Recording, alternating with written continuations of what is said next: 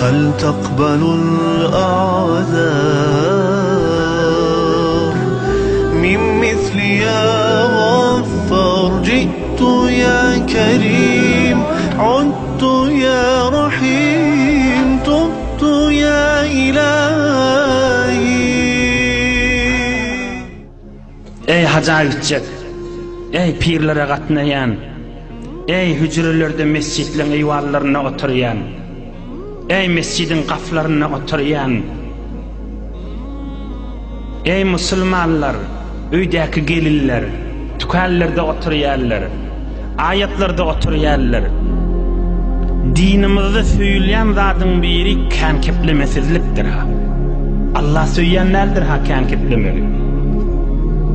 Kankiplemek dip näme aýdylýar, alan aýdyp berer inşallah. Ey cemaatlar, ey sawatly dogollar, ey alym zamanynda ýaşaýanlar, tarihda şu geçen adamların tarihinde bir büyük evliya adam, büyük alim adamı tarihte evcik bolanını şuna näme diýen bolsak o. Bir büyük alim adamı evcik bolsalar, şu alim adam bütün ilmi kenti çoğuyurtu diýilmeýe. O öz ýerini otayy. Emme turandan aýdylanan çyn büyük alimleri evvellerini näme diýär diýsene tarihta kan keplemezdi diýär. Muhammed Peygamber aleyhissalatu vesselam'ın sıfatlarının bir kan keplemezdi diýär. Tarihte bir büyük adam, İslam'da bir büyük adam evcik bolsalar, medih etjek bolsalar kan keplemerdi diýerler.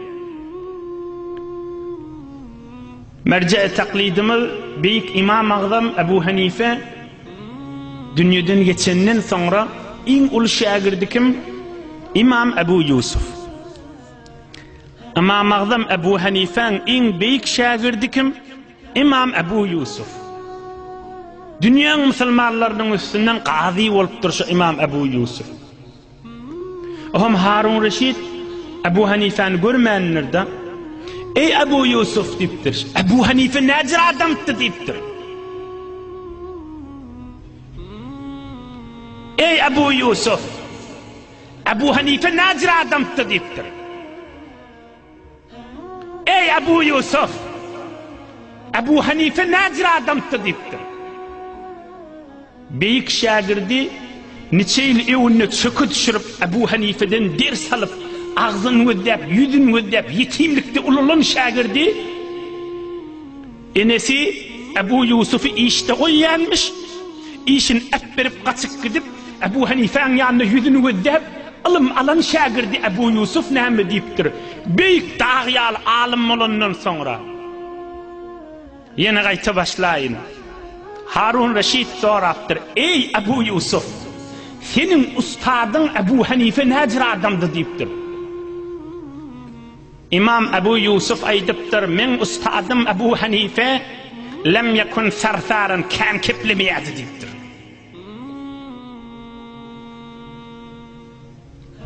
Kan keplemeydi deyipdir. Kan kepleyen adam Hudaýyň ýanynda hiç makamı derecesi yoktur.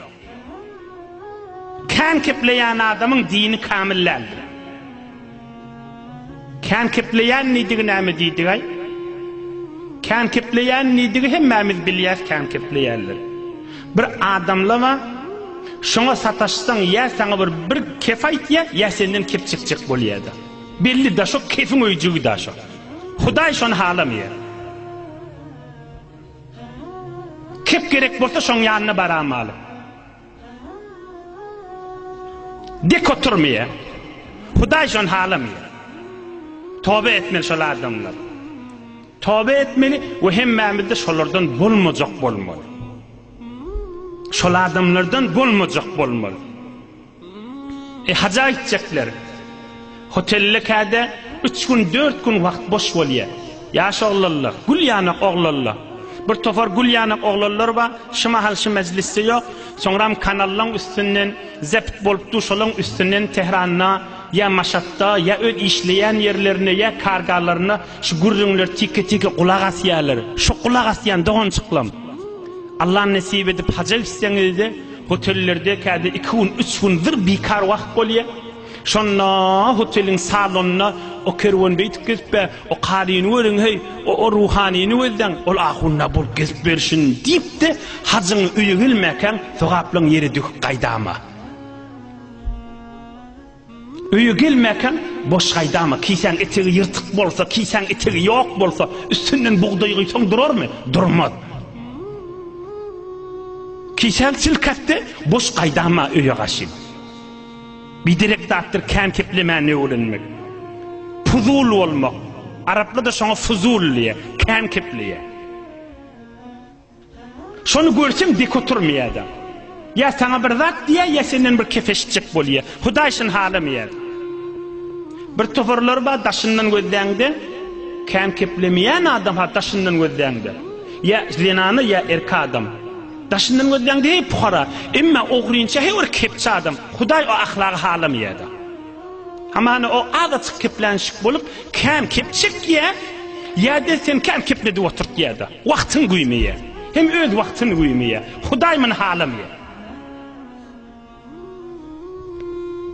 Allah Taala bir ahlagy halamyar. Hudaý Taala bir ahlagy halamyar. Tarafa aydyp bilmesen zeft bolupdy, şunu eşitdi bir kuşdagyga. Görýän tarafy ötmese oturşma ýanyna barma. Dinine zerer çekersin. Yani kursagyň nura adalar. Hudaýdan daş bolarsyň, Allah ýakyn bolup bilmersin.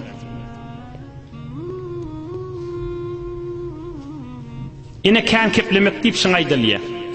Imam Azam Ebu Hanifany şagirdi aýdypdyr da. Men ustadım kan keplemerdi diýipdir. Yani gerek zat kepleyedi, gerekmejek gurrüňe giyirmerdi. Çynçyp durmardy. Dik oturman duran adam dädi. Kepi iýerlap duran adam dädi. Ey cemaatlar, ey musulman doňçyklym. Qadim beýik alimler, qadim beýik halifalar, beýik musulmanlaryň üstünden gözleýärler, yüzükleri varmışdyk. Şolaň yüzükleri mohr basýarmışdyklar. Şu mahal mohr basmaýarlarmy? Haýsy idaraň mohry bolsa, şoň üstüne haýsy idaraň mohrydygy ba, şol adamyň da, şol riýasatda oturanyň da, şu müdiriýetde oturanyň da ady bar da. Imam Azamyň da bir mohry barmışdyk. Bir zady mohr bassak bolanna. Mohruna näme ýazykmışdyk Imam Azamyň? Talibi ilim bolypdyrmy? Ýok, onu ýazmandyr Imam Azam. Imam Azam özüniň bir mohry barmışdyk. Şonu basýa, näme ýazyk bolsa gowy. Imam Azamyň mohryna qulil hayra we illa faskut. Ya qawyny keple ýok-da dymdyryk otur diýipdir. Şonu ýazyp goýupdyr.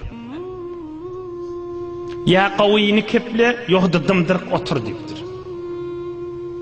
Ya qawyny keple ya dymdyryk otur diýipdir. Qulil hayra we illa faskut. Qawyny keple ve illa faskut sukut. Ah Allah cennet-i firdevs versin. Mahtumul şan näme diye. Ey bu gurrunları talab eden yazılmalı gurrunlar, öýlerde icra bolmaly gurrunlar.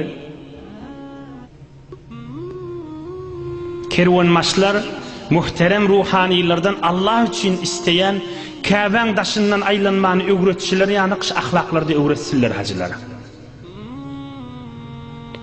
Bu beýleki yerlerde de bayet bu gurrunlar her merasimlerde, her üýşmeliklerde, hüjrelerde, mescitlerde, öýlerde, gyýylaň arasynda, oglalaň arasynda, saçagyň maşynda terbiyet berilmeli gurrundy. Şol din gurrundy. Ama Azamyň mohry şoňmuşdykda. Qulil hayra we illa faskut. Ya qaw keple ýokda oturdymdyr diýip. Mahtumul şan näme diye. Talab bilen ýazyp goýmaly.